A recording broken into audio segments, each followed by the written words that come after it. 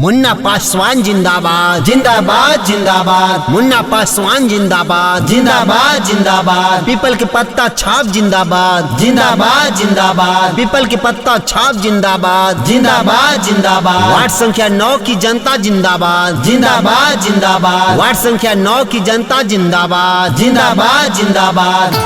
चल जाग मुसाफिर भोर हुआ, चल जाग मुसाफिर भोर हुआ, आया सुबह का झोंका है। सोच समझ कर मतदान करें हम, यही तो असली मौका है, यही तो असली मौका है। याद रखिए इस बार मुन्ना पासवान को वार्ड संख्या 9 से वार्ड सदस्य बनाना है। पीपल के पत्ता छाप पर बटन दबाना है। कतनोरी झई है तो के बतिया में फुसलई है, ना भूलई है चाची। कतनोरी झई है तो के बतिया में फुसलई है, ना भूलई है चाची।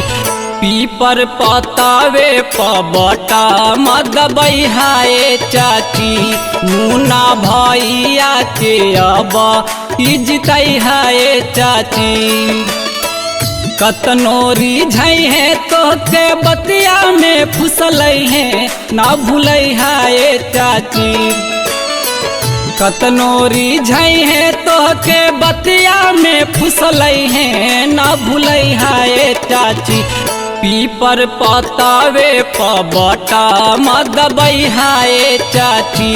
मुन्ना भैया के अब इजतई है चाची। याद रखिए ग्राम पंचायत पोखरा से इस बार वार्ड संख्या 9 से वार्ड सदस्य पद हेतु सुयोग कर्मठ शिक्षित संघर्षशील जुझारू उम्मीदवार यानी मुन्ना पासवान को चुनाव चिन्ह पीपल की पत्ता छाप पर याद रखिए क्रमांक संख्या 2 पर बटन दबाकर भारी मतों से विजयी दिलाना है।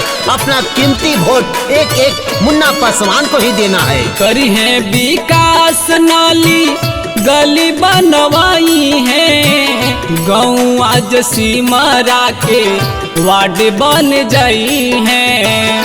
याद रखिए यदि आप चाहते हैं अपने पोखरा पंचायत वार्ड संख्या 9 में विकास हो, नली गली का निर्माण हो, हर जगह लाइट की सुविधा हो, हर योजना का लाभ आप तक पहुंचे, तो भूले नहीं इस बार क्रमांक संख्या 2 पर बटन दबाना है, यानी पीपल के पत्ता छाप पर बटन दबाना है। करी है विकास नाली गली बनवाई है, गाँव आज सिमरा के वार्ड बन जाई है। करिहा सपोर्ट सभे दिहा अपन वोट, ना भूलई है चाची।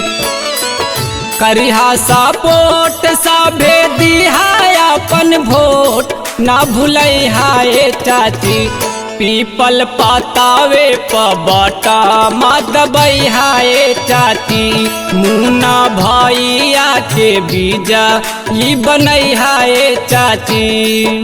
ना दल की दलदलों में फंसी, ना दल की दलदलों में फंसी, ना जाति के जंजाल में, अपना वार्ड सदस्य वैसा ही चुने जो आपको साथ दे हर हाल में, आपको साथ दे हर हाल में। तो याद रखिए आपका अपना चुनाव चिन्ह गरीबों का चुनाव चिन्ह पीपल के पत्ता छाप। याद रखिए पीपल के पत्ता छाप। पीपल के पत्ता बाटे इनकर निशान हो, भैया मुन्ना पर अब की दीहा ध्यान हो। जी हाँ इस बार वार्ड संख्या 9 में विकास होगा जोरों से, क्योंकि आ रहे युवा उम्मीदवार मुन्ना पासवान। मुन्ना पासवान का चुनाव चिन्ह है पीपल के पत्ता। याद रखिए पीपल के पत्ता क्रमांक संख्या 2। याद रखिए क्रमांक संख्या 2। तो भूले नहीं एक साथ एकजुट होकर मुन्ना पासवान को वार्ड सदस्य बनाए। पीपल के पत्ता बाटे इनकर निशान हो, भैया मुन्ना पर अब की दीहा ध्यान हो। नोटवा पर भोटवा अपन जाली गड़बड़ैहा, ना भूलैहा ए चाची। नोटवा पर भोटवा अपन जाली गड़बड़ैहा, ना भूलैहा ए चाची।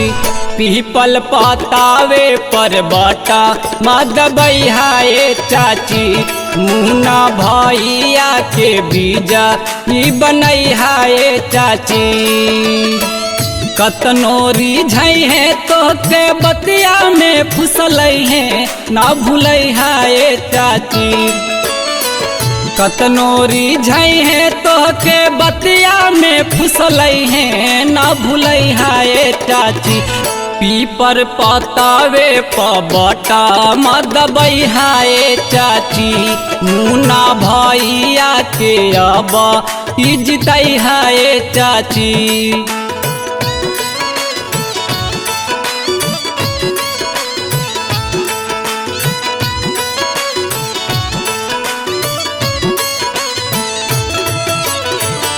आप सुन रहे हैं अपेक्षा रिकॉर्डिंग स्टूडियो औरंगाबाद।